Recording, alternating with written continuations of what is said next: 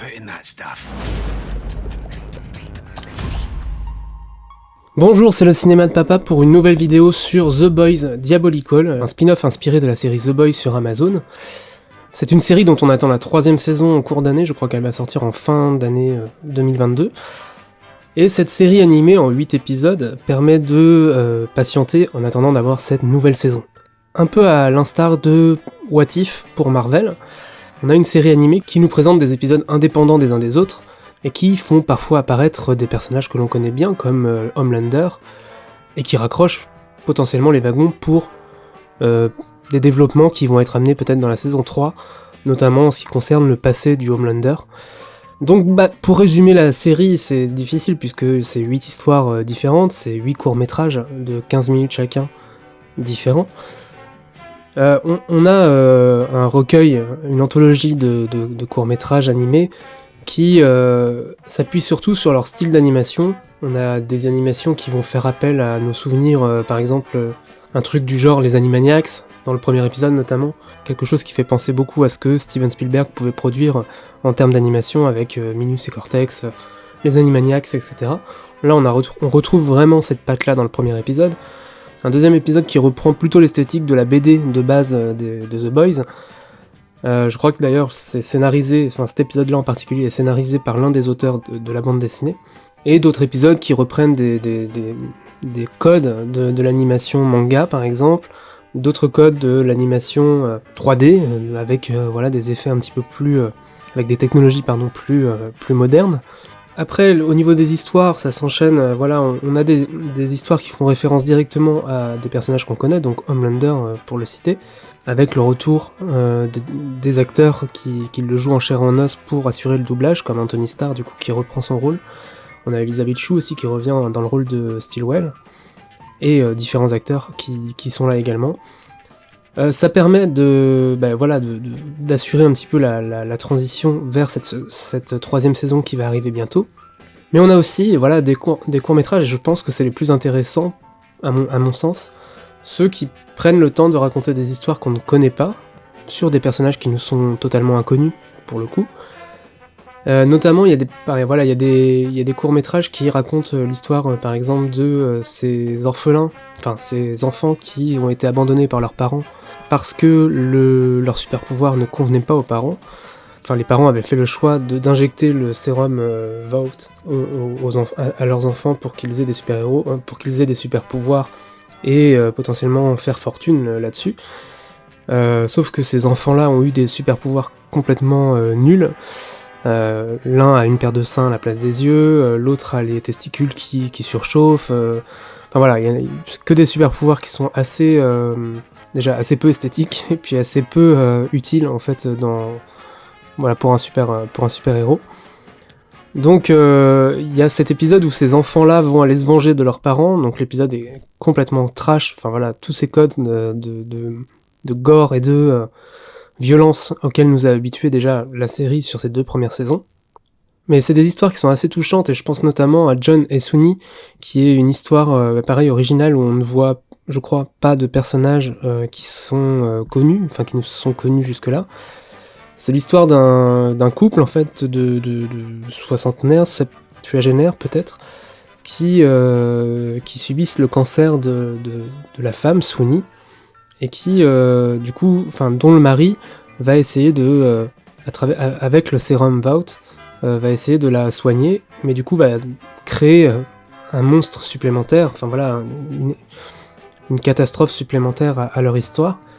Et c'est un court-métrage qui, curieusement, dans cet univers très cynique, très nihiliste et tout, va beaucoup nous toucher, puisque ça traite ouvertement du cancer, de la vieillesse, du couple, et c'est assez inattendu, et ça prend la forme d'une animation coréenne, et c'est ultra touchant, très poétique et assez inattendu au sein de ces 8 épisodes qui, clairement, jouent la carte pour la plupart du trash, voire du très trash, et du scato, dans un épisode en particulier.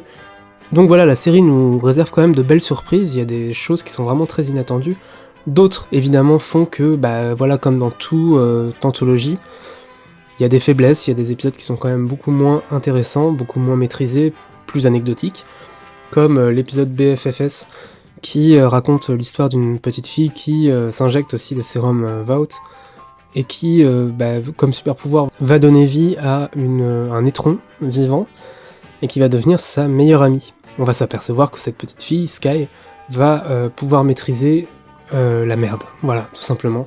Forcément c'est un peu drôle, parce que voilà, on sait qu'on est dans l'univers The Boys, et puis que c'est tout à fait irrévérencieux, et que ça passe bien.